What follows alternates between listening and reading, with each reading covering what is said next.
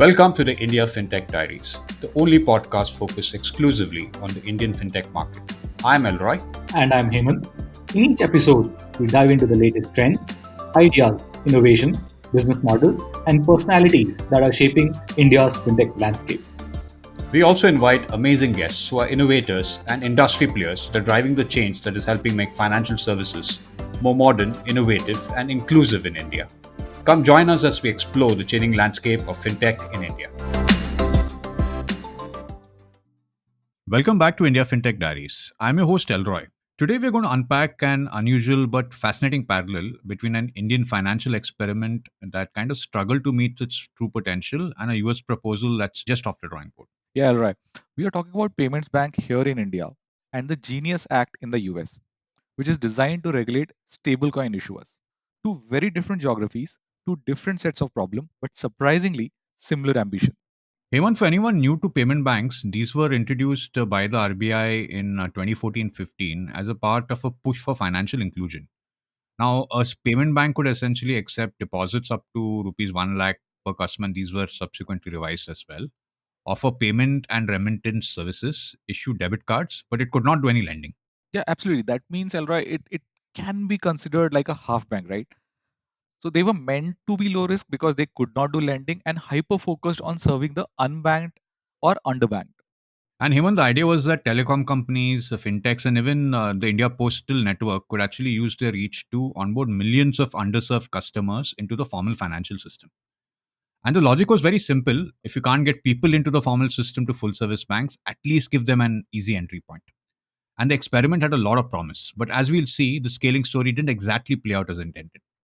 Absolutely right. And remember, at that point of time, both of us were in consulting. We were working with a lot of these players, helping them pan out what their strategy would be, starting from them applying for a payment bank license to defining how they will use that particular license to achieve exactly the objective that you spoke about.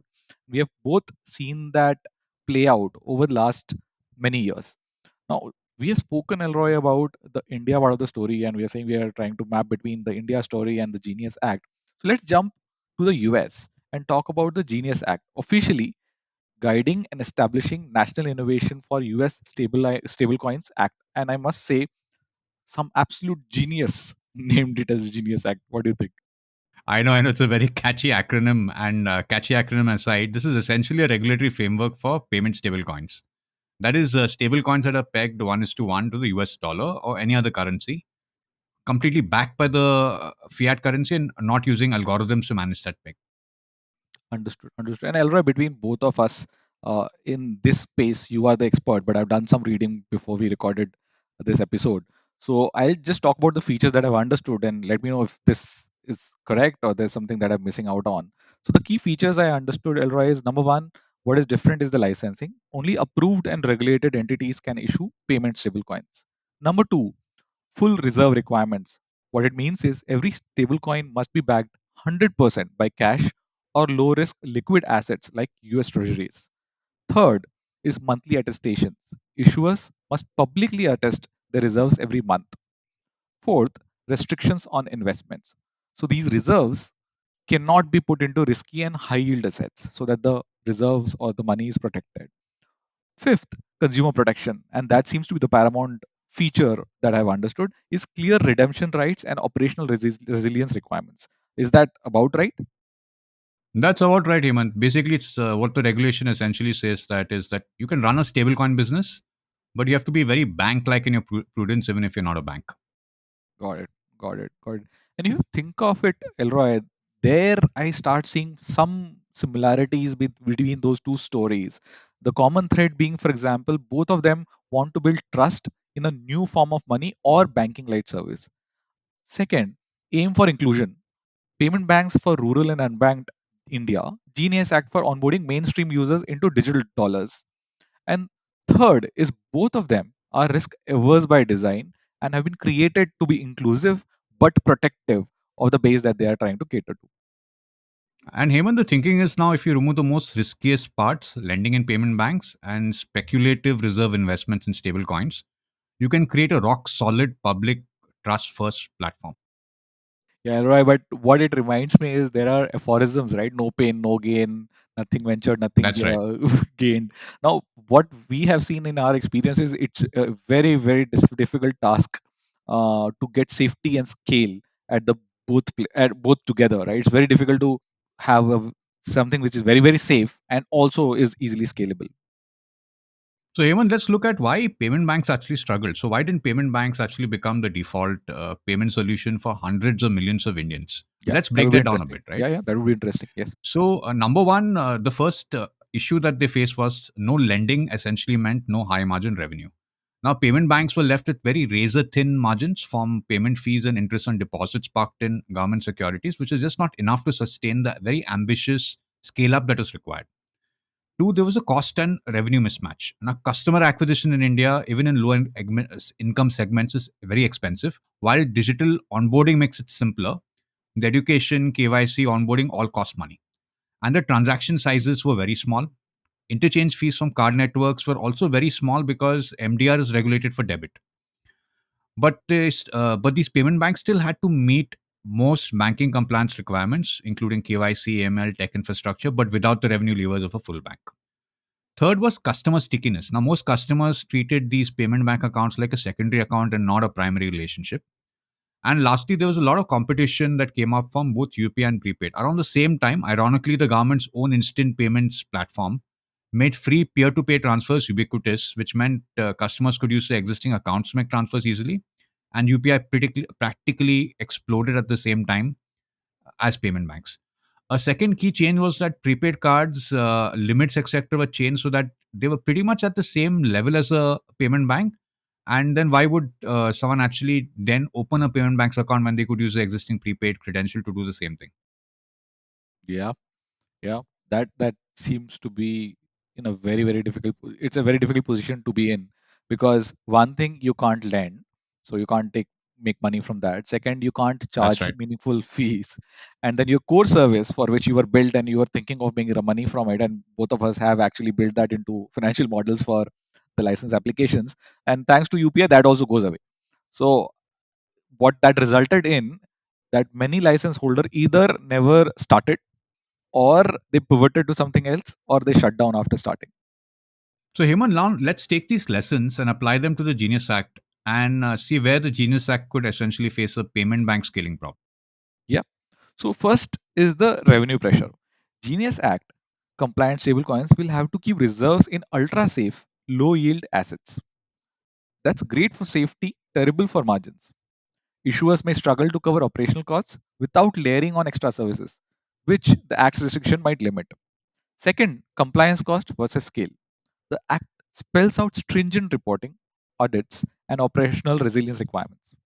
That's fine for large players like Circle, but could be prohibitive for smaller, innovative entrants, leading to the market concentration rather than diversity. Third, limited use case at launch. Just like payment banks were meant to for a specific slice of the market, Genius compliant stablecoins might start with narrow remit, safe payments, and transfers. But without lending, yield products, or other financial services, adoption might plateau very, very soon. Fourth reason is lack of incentives for incumbents. If you're a big bank already issuing digital payment options, why bother with Genius Act stablecoin? Margins are low, regulation is heavy, and competition from unregulated or offshore stablecoin will always be there or will persist. And Hemant, in addition to that, there's some other reasons that might place a roadblock in the scale up of stablecoins. For example, network effects essentially take a lot of time. Right? Payment banks found it hard to achieve mass adoption simply because the value proposition wasn't strong enough as compared to existing options. And stablecoins will face somewhat the same problem unless they offer a very dramatic user advantage over debit cards, bank transfers, and even existing fintech wallets. And lastly, there are a lot of competitive threats. Now, like you have CBDCs, you have big tech payment systems, and even non compliant offshore stablecoins, which could undercut Genius compliant ones in speed, features, or yields, much like UPI sidelined a lot of payment bank transaction revenue. Also in the US, instant payment systems like FedNow and RTP are expanding while they're nowhere near as ubiquitous as UPI right now. But if they achieve ubiquity, the speed argument for stablecoins weakens, just like UPI weakened the case for payment banks. Right, but let me interject there. So that's all great and fine, but this one question I had, which is sticking out, so I have to ask that question.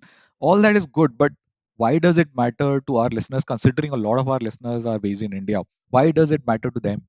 So, Hemant, you're very right to ask that question. Like, it's very right to ask, well, if it fails, so what, right?